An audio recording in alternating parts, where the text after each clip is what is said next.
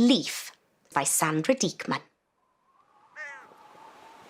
Crow saw it first.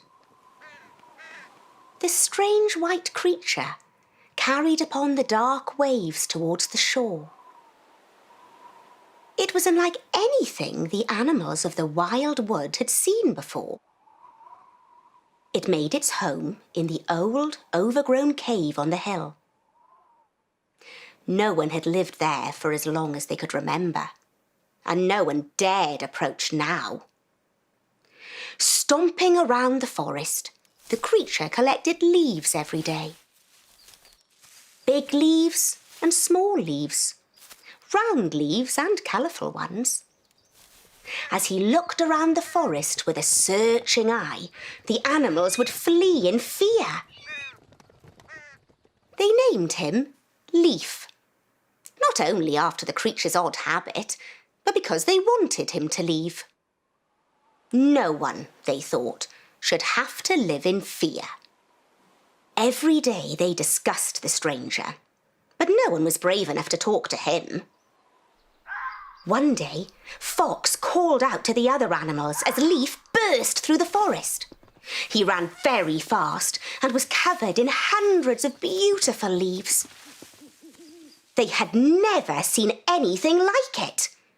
With a giant roar, Leaf leapt off the edge of the hill and flew, for a moment at least, before tumbling down into the lake.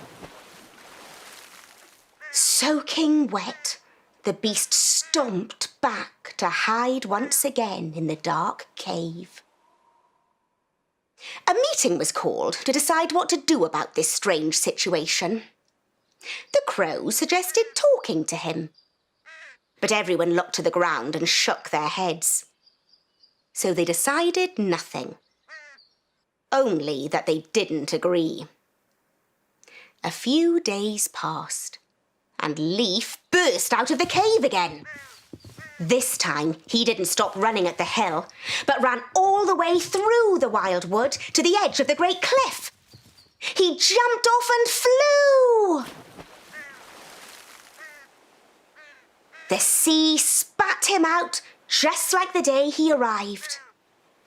Only now, the clever crows decided it was time to talk to the very sad and lonely Leaf.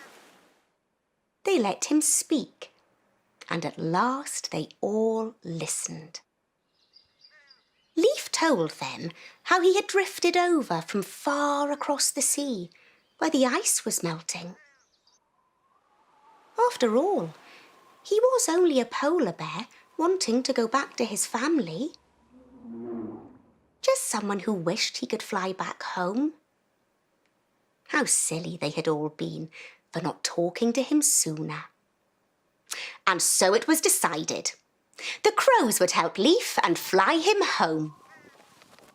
And the animals promised to tell Leaf's story to everyone who would listen, so that no polar bear would ever get lost again.